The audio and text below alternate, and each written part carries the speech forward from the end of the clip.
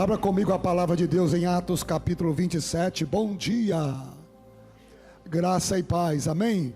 Vamos continuar de pé para a gente ler a palavra.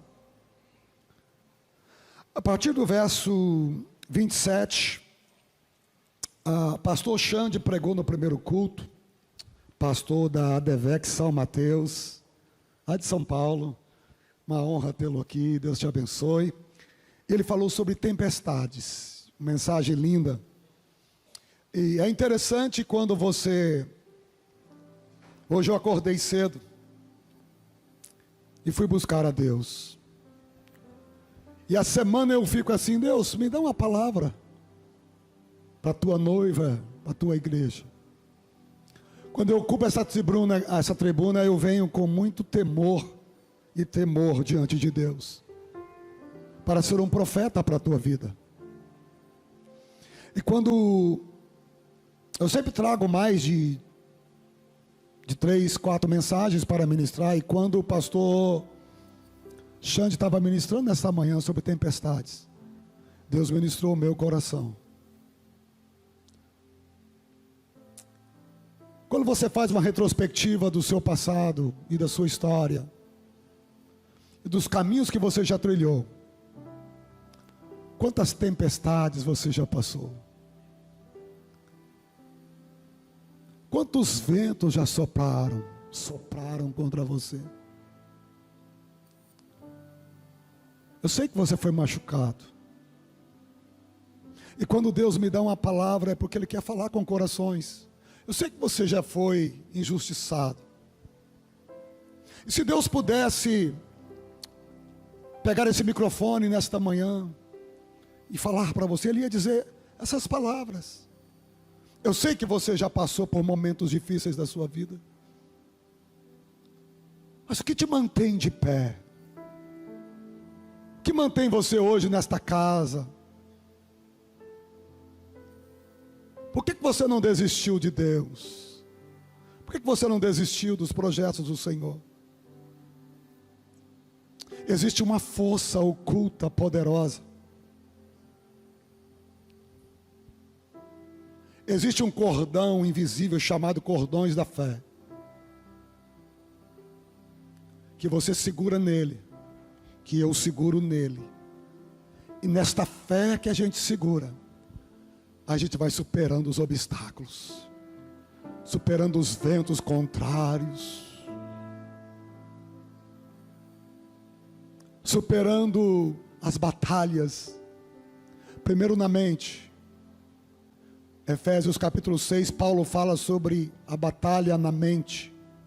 No mundo espiritual, não temos que lutar contra carne e sangue, mas contra as hostes espirituais da maldade que atuam no ar. E essa palavra diz assim, no capítulo 28, e havendo escapado, então souberam, 28 de Atos dos Apóstolos, souberam que havia uma ilha chamada Malta.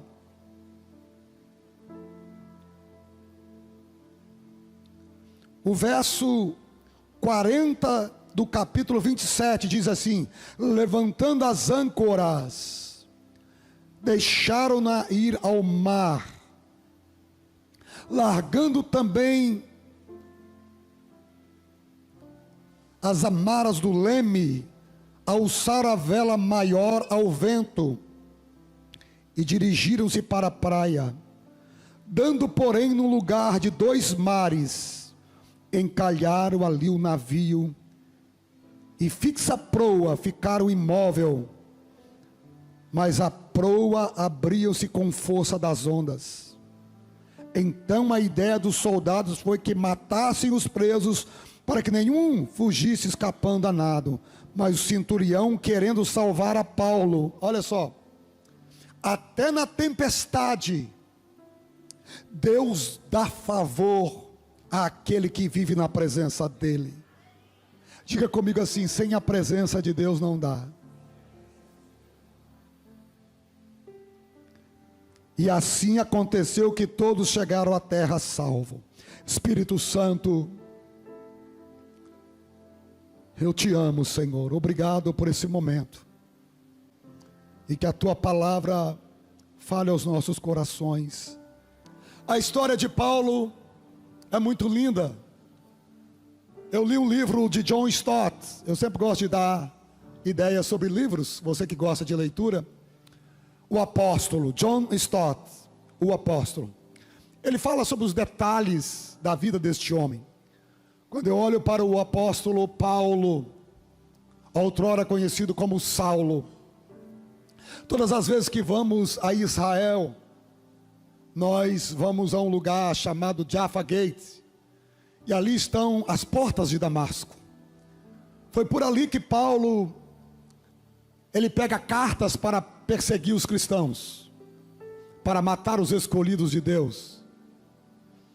Você nunca pode julgar ninguém pelo presente, porque você não sabe o que Deus fará no futuro dele. Nós vivemos em uma geração onde as pessoas precipitam em julgar. São verdadeiros fariseus que tentam matar as pessoas com palavras, com julgamentos precipitados. Se qualquer um de nós olhássemos para Paulo hoje, nós diríamos assim: este homem é um amaldiçoado, este homem é um homem que deveria morrer, este homem, se alguém dissesse assim, olha, este homem será um grande apóstolo, nós diríamos assim, não tem condições nenhuma. É por isso que quando às vezes eu vejo uma palavra profética sobre a vida de uma pessoa, e é interessante quando eu vejo Deus falando, olha, Deus vai te usar poderosamente, né? Uma palavra profética, eu digo assim, esse aí só Deus mesmo, porque eu conheço a vida dele, né?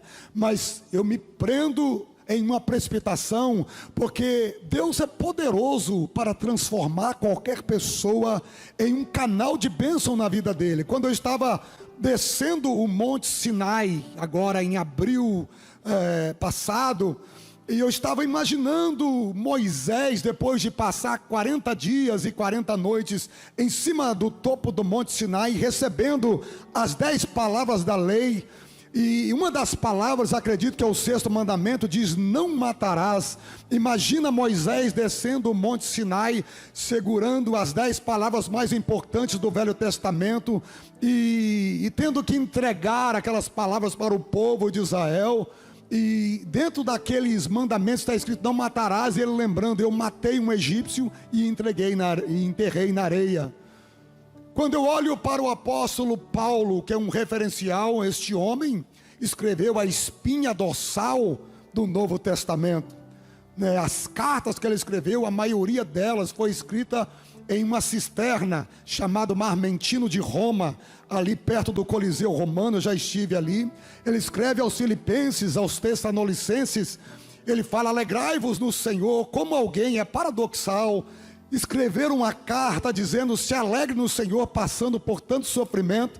E quando eu volto lá atrás e vejo aquele homem saindo das portas de Damasco com cartas para perseguir os cristãos, né? E no capítulo 9 do livro de Atos dos Apóstolos, ali muda a história dele, quando ele tem um encontro com Jesus, quando Jesus aparece para Saulo ainda no caminho de Damasco, aquela luz que brilha, ele cai do cavalo. Até hoje eu não encontrei o cavalo, repito, né, o cavalo de Paulo na Bíblia, estudo há 33 anos a palavra de Deus, mas historiadores dizem que naqueles dias, para andar mais rápido, a pessoa andava a cavalo. Então dizem que Paulo cai. Eu não sei se ele caiu do cavalo ou se ele caiu na estrada. Eu só sei que ele cai diante do Senhor e ele pergunta: quem és tu? Né? E Jesus olha para ele e diz: Saulo, Saulo, por que tu me persegues? Duro é para ti recalcitrar-se contra os agrilhões, isto é, você está fazendo algo que você não vai encontrar favor. Duro é para ti me perseguir, porque estava perseguindo o povo de Deus, estava perseguindo Jesus, o povo que servia a Jesus, Jesus follower, né, os seguidores de Jesus. E quando ele tem aquele encontro com o Senhor no caminho de Damasco, muda toda a história de Paulo, agora de Saulo para Paulo, porque Deus tinha algo lindo para realizar na vida dele. E quando todos olhavam para ele dizendo: este homem é perseguidor, é matador, e no capítulo 9 ainda, você vai ver o Senhor aparecendo na casa de Ananias e diz para ele: vai à rua chamada direita, orar por Paulo, porque Paulo se converte naquele dia. A Bíblia diz que ele fica cego, ele vai para a oração, ele se converte, ele tem um encontro com Jesus, e o encontro com Jesus muda toda a nossa história. As pessoas não entendem o porquê que a pessoa tem uma mudança radical. Verdadeiramente, quem tem uma mudança radical teve um encontro verdadeiro com Jesus, e Paulo está orando, e é interessante os detalhes da Bíblia. A Bíblia diz que Deus aparece para Ananias e diz para ele: vai à rua chamada direita, porque ali tem um homem orando, e eu tenho um projeto na vida dele. E Ananias logo se precipita no julgamento e diz: mas este homem é perseguidor, este homem é matador de crente, este homem vai me matar. Aí Deus olhou para Ananias e disse: ele é tudo isso para vocês, só que para mim ele é um vaso escolhido. Você pode dar um aplauso bem forte a Jesus. Eu queria começar esta palavra dizendo, quem sabe você já recebeu tantos julgamentos na sua vida, tantas pessoas te mediram, porque quando a gente não tem identidade própria, quando a gente não tem amor próprio, as pessoas colocam identidade na gente. Eu queria dizer para você que você é escolhida, que você é escolhido do Senhor. Sobre a tua vida existe uma promessa de Deus, sobre a tua vida não vale encantamento. Quando alguém tenta te matar, Deus se apresenta na frente. Quando alguém tenta te destruir, Deus chega e diz: olha, eu tenho algo com ele, com ela, eu chamei ela pelo nome. Existe um texto, é um dos textos assim favorito meu, de Isaías capítulo 41:9, e eu digo esse texto todas as vezes que eu estou pregando, quando diz assim: tu a quem tomei desde os confins da terra, e te chamei dentre os mais excelentes, te chamei lá dos confins da terra, te chamei lá de Poço Fundo, Minas Gerais, te chamei lá de Governador Valadares, lá do Córrego do Traíra. Não interessa da onde você veio, eu só sei de uma coisa: Deus te chamou para estar aqui nesta manhã e ouvir esta palavra, e Deus está dizendo para você assim: olha, eu comecei a boa obra na tua vida e vou aperfeiçoar até o final. Ninguém pode codificar você, porque Deus já te codificou. Tu és meu. Alguém pode dar glória a Deus aí? Tu és meu. A Bíblia diz assim: olha, aquele que começou a boa obra, ele vai aperfeiçoá-la. Deixa Deus trabalhar no vaso. Eu estou sendo trabalhado, ninguém é perfeito. Gente, nós estamos sendo trabalhados todos os dias. Na porta daquela igreja tinha que estar escrito assim, ó: lugar de pessoas imperfeitas. Foi Freud que disse algo, o pai da psicologia: quando alguém quer se mostrar muito forte numa área, é porque tem fraqueza nela. Então nós somos dependentes de Deus. Quando Deus fala para Ananias assim: olha, vai, porque eu tenho um negócio com esse homem. Vai, porque eu escolhi a ele. Vai, porque eu coloquei sobre ele uma promessa. Deus colocou sobre a tua vida uma promessa. Eu queria te convidar nesta manhã a abraçar esta promessa, porque o texto de Isaías que eu li diz assim: olha, quando passares pelas águas, elas não te submergirão. Quando entrares pelo fogo, chama nenhuma arderá em ti. Deus está prometendo que vamos passar pela água. Eu comecei a mensagem dizendo que quantos ventos já sopraram este ano sobre a tua vida, o ano passado, a pandemia. Nós somos sobreviventes de uma era terrível. Quantos amigos meus mais novos de idade passaram para o Senhor, morreram, não suportaram a pandemia. Quantas pessoas morreram na pandemia que passamos? Houve um divisor de águas antes da pandemia e depois da pandemia. E as pessoas dizem, eu já ouvi de pessoas dizer assim: olha, Deus não fala comigo, Deus não fala comigo. E Deus está falando assim: olha, eu sustentei os seus pulmões na época da pandemia, te dei oxigênio. Tem pessoas que nem vacina tomou e está são igual um coco, está feliz da vida, passou pela pandemia. Quantos morreram, quantos sofreram, e nós estamos aqui. E Deus permitiu a gente viver, porque a vida está na mão de Deus, para a gente dizer: o Senhor é bom, o Senhor é bom. grande é a sua misericórdia. Levanta a sua mão, deixa eu liberar uma palavra profética, e vai soprar mais vento sobre nós, mas nós vamos passar por todos eles, porque maior é o que está conosco do que aquele que está no mundo, maior é o que está conosco do que aquele que assopra contra nós. E eu vou liberar outra palavra profética: quanto mais forte o vento soprar sobre a tua vida, alguém recebe essa palavra? Maior será o caminho que Deus vai abrir no meio deste mar para você passar. Se você recebe essa palavra, dê um aplauso ao nome do Senhor Jesus Cristo. C.S. Lewis disse o seguinte: dificuldade prepara pessoas comuns para destinos extraordinários. Dificuldade prepara pessoas comuns para destinos extraordinários. E Paulo prega o evangelho.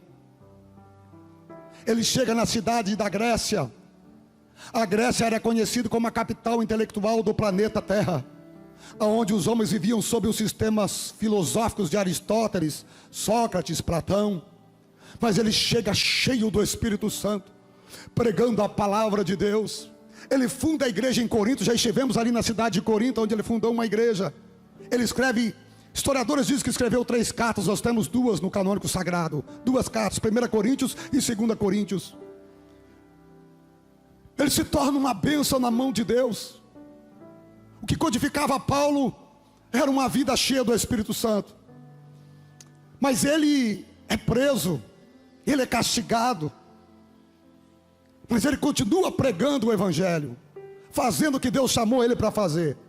Mas o texto que nós lemos, e agora eu entro no texto, para a gente terminar. Ele está sendo levado preso, ele embarca em Cesareia. As pessoas que viajam comigo para Israel, a gente vai a Cesareia, que é um lugar muito bíblico. E quando ele está saindo de Cesareia, um profeta diz para ele que ele seria amarrado, que ele seria açoitado em Roma. Ele sai de Cesareia, Israel está a caminho de Roma. O destino era Roma. Ele embarca em Cesareia e ele está no barco. Mas o nosso destino está nas mãos de Deus. O teu futuro está nas mãos de Deus. Alguém dizia: é um futuro incerto, vai sofrer muito, vai passar por momentos difíceis. Mas Paulo dizia: a minha vida está nas mãos de Deus. Ele não sabia que de repente, quando chega na região quase da Itália, uma ilha chamada Malta, o sentido era Roma. Perto desta ilha, levanta-se uma grande tempestade, o texto que nós lemos. E o vento está soprando contra aquele barco de Paulo. Havia mais de 300 pessoas, historiadores dizem. Há uma tempestade imensa. Paulo estava vindo de um jejum, estava vindo da oração. E o vento está soprando. Quem sabe para tentar impedir o destino de Paulo, porque ali em Roma ele ia testificar do evangelho. Mas este homem tinha uma fé tremenda, uma garra. Ele abraçou esta fé com garra. E o vento estava quebrando o barco. Olha quanta tragédia. Ele está indo, sendo levado preso, para apresentar-se a César em Roma. Uma tempestade sopra, está quebrando o barco. Estava frio. Ele escapa do barco por uma tábua. O capitão faz tudo para que eles não matassem os presos. O favor de Deus estava na vida daquele homem dentro daquele barco. Tudo que nós precisamos é do favor de Deus, gente. Eu não sei qual situação que você está enfrentando, mas se o favor de Deus vier para a sua vida, você vai sair desse tempo que você está vivendo, e você vai cantar e agradecer a Deus por um grande milagre na sua vida. Eu quero nesta manhã dizer que o favor de Deus está vindo sobre a tua vida. E quando o favor de Deus vem, as portas se abrem. Portas que você não espera. Alguém está recebendo essa palavra? Eu disse no primeiro culto: nosso Deus é um Deus de recompensas. O nosso Deus é um Deus que dá muito mais daquilo que pedimos ou pensamos. O nosso Deus é um Deus que nos surpreende quando Deus quer. Alguém recebe essa palavra aqui? Eu estou pregando para alguém. E quando Deus quer abençoar, Ele abençoa com força, abençoa. E Deus tem pressa em te abençoar. Alguém está recebendo essa palavra? Deus tem pressa em quebrar e mudar seu cativeiro. Eu estou vendo que a pastora Luciana está recebendo, viu? O barco quebra, ele escapa em uma tábua, e ele chega numa ilha chamada Malta. Eu gosto desse texto. O texto diz que todos estavam desconfiados. Está muito frio, e eles vão pegar gravetos para acender uma fogueira. E quando Paulo vai pegar aqueles gravetos, uma serpente, uma cobra morde a mão dele. As pessoas olham. Tem alguma coisa errada, não sei se você já ouviu isso. Esse aí, ele tem alguma coisa errada com ele. Está sendo levado preso. O barco quebra. Está no meio de uma tempestade. Escapa numa tábua. Vai pegar gravetos para acender o fogo. E uma serpente morde a mão dele. As pessoas veem o presente, Deus já viu o final. E no meio do presente as pessoas te julgam. Estou sentindo Deus aqui nessa manhã. Que as pessoas te julgam porque as pessoas vivem de aparência e quer ver você na crista da onda muito bem. Mas se você enfrentar tempestades, as pessoas dizem assim: tem alguma coisa errada, está em pecado, tem alguma coisa acontecendo. Mas Deus já viu o final. O teu Deus é onisciente. O diabo te ataca hoje, mas não conhece teu futuro. Deus te guarda hoje. O diabo quer puxar você no passado para atrapalhar o teu presente, para te deixar perdido no futuro. Jesus vai apagando o passado, transformando o presente e projetando o futuro. Alguém recebe essa palavra aí? Algo que vai acontecer na sua vida, aleluia. As pessoas vão dizer: realmente, ali é só a mão de Deus. Sem o favor de Deus não somos nada. Aí Paulo sacode a serpente. A serpente cai. E Paulo continua vivo. Eu gosto disso. As pessoas que estavam amaldiçoando Paulo, agora está dizendo: ele é um Deus. Não é assim o ser humano?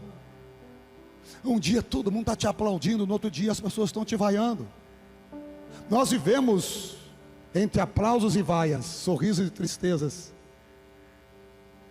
crista da onda e vale de sombra da morte.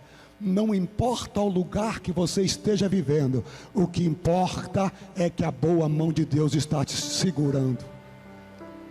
Isaías 49:15 é um texto maravilhoso. Pode a mãe esquecer do filho que gerou, e ainda que não se lembre dele. O texto está dizendo assim: olha, mas eu não me esquecerei de ti. Eu tenho o teu nome gravado na palma das minhas mãos. Pastora Ângela, o Senhor te tomou pela mão direita.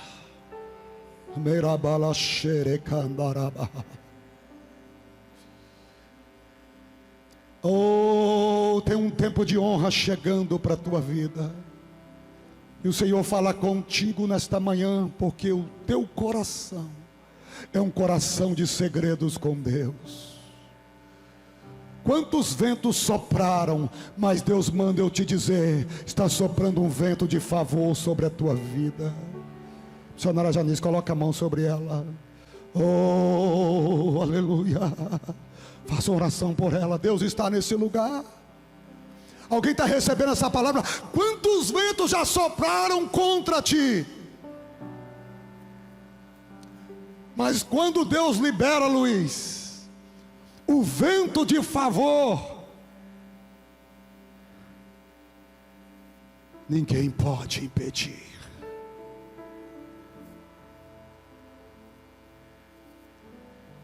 Se prenda É por isso que nós temos que ler a palavra de Deus.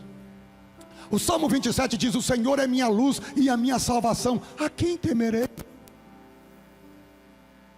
Quando eu estou na palavra, lendo a palavra, vivendo pela fé, perguntaram para mim qual é a chave da prosperidade. A chave da prosperidade é o Senhor. E como eu posso conseguir isso? Obedecendo os princípios da palavra de Deus.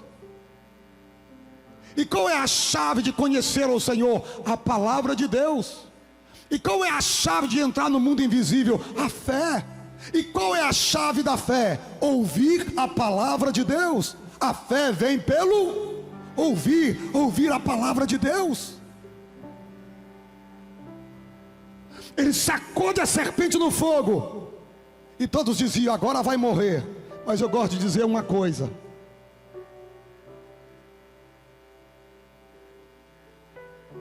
quem tentou enterrar você, esqueceu que você é semente.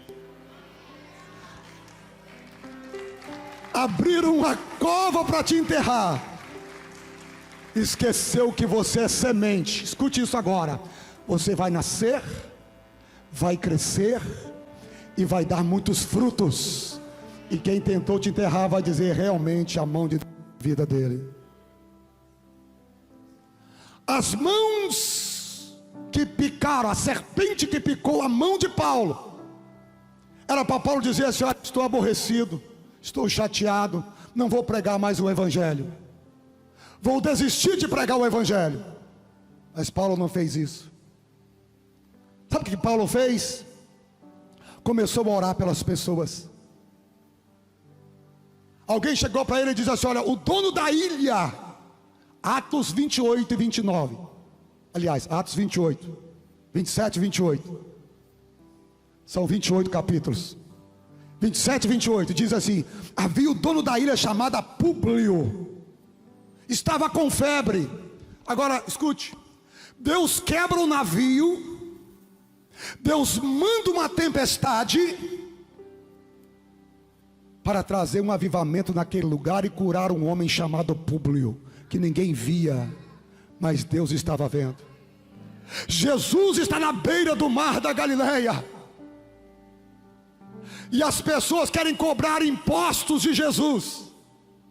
Jesus não precisava pagar impostos. Biblicamente, quando Davi derruba o gigante Golias, tinha uma promessa: aquele que derrubar o gigante Golias, a sua geração não vai pagar impostos. Jesus é da geração de Davi, então ele não precisava pagar impostos. Só que Jesus chama Pedro e diz: Pedro, vai ao mar da Galileia, porque tem um peixe ali que está com a moeda na boca, ele pode morrer engasgado. Pesca esse peixe, tira a moeda da boca dele, libera ele, ou então frita e come com sal, bem fritinho. E traz a moeda, porque nós vamos dar essa moeda a César. Nós vamos pagar o imposto a César. Jesus sabia onde estava a moeda na boca do peixe. Jesus sabe o que é que está incomodando a caixa preta da tua alma, onde ninguém sabe. Você não profeta para alguém aqui? Você está sentado aqui me ouvindo, mas tem algo que te incomoda, que te machuca, que te parou. Você não tem vontade de mais sonhar. Você posta no Instagram, vivendo em vitória, mas à noite teu coração está chorando, porque o mundo dá aparência. Agora Deus não quer saber se você postou em vitória no Instagram. Ele quer consertar e curar a tua alma ferida durante a noite no travesseiro que você chora. Você pode dar um aplauso bem forte a Jesus, porque o tempo de cantar está chegando. Oh, aleluia. Chama Paulo. E eu vou terminar dizendo: aonde te machucaram, você será, aonde te feriram, será instrumento de cura na vida de alguém. Mão de Paulo picada pela serpente, ele entra na casa de Públio. a mão que ele foi ferido. Bispo, a mão que ele foi ferido, ele chega, ele coloca sobre a cabeça de Públio. E a mão que ele foi ferida é instrumento de cura agora. E a febre sai daquele corpo. E ele recebe um grande milagre. Levanta a tua mão para o céu agora. Te machucaram em áreas da sua vida, mas Deus vai fazer desta área um instrumento de cura na vida de muita gente. Você pode dar um aplauso ao Senhor Jesus Cristo. Eu termino dizendo: Deus tem seus propósitos. Por que Deus tem os seus propósitos? Porque Ele é Deus. Por que Deus permitiu Paulo entrar naquele navio, sabendo que ia haver uma tempestade? Foi o que o pastor Xande pregou hoje de manhã. Por quê? Porque Jesus conhece todas as tempestades que eu vou passar por ela ainda.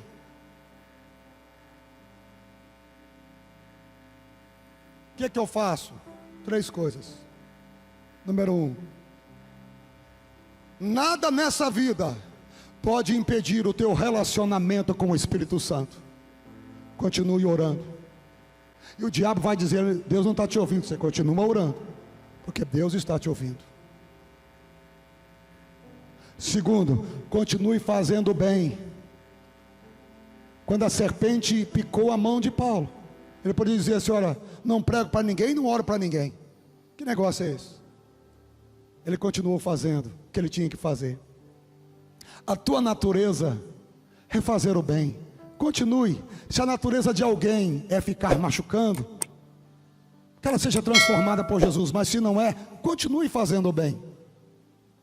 E número 3, jamais perca o teu alvo. O que você está fazendo foi o que Neemias disse no capítulo 2. Eu não vou descer. O que eu estou fazendo é mais importante do que tudo. Se reúne com Deus. Às vezes eu recebo perguntas na caixinha do Instagram sobre isso. Pastor, eu devo continuar fazendo bem para quem está fazendo mal comigo? Eu digo: qual é a tua natureza? É fazer o bem. Continue fazendo o bem. Porque muitas vezes você não vai receber a colheita de pessoas aqui na terra, mas existe um Deus que você nunca vai vencer a Ele no dar. Ele vai te recompensar muito mais daquilo que você pede ou você pensa. Eclesiastes capítulo 11 diz assim: olha, lança teu pão sobre as águas, e depois de muitos dias tu o acharás. Sabe aquela semente que você plantou com sinceridade? Parece que até você já esqueceu dela. Quando chega no momento certo, Deus traz em colheita para você, e tudo muda. E as pessoas olham e dizem assim: mas como pode ser abençoado assim? Não sabe dos caminhos que você já passou, das orações que você fez. Fica de pé comigo, por favor. O propósito de Deus é maravilhoso quando você está na presença dEle. O propósito de Deus é imensurável. Aquela ilha chamada Malta viveu um avivamento. Deus levou o apóstolo lá naquela ilha. Era impossível o povo da ilha ir até Roma. Então Deus fez o seguinte: Deus levou o apóstolo até a ilha. Para quê? Porque aquele que começou a boa obra vai aperfeiçoar até o final. Por que Deus levou o apóstolo até a ilha? Porque Deus tinha uma obra na vida de pessoas ali. Existem conexões que a gente não entende. Existem conexões que somente Deus faz. Deus te apresenta pessoas para você ser uma bênção na vida dela. E aí você diz assim: nossa, como foi isso?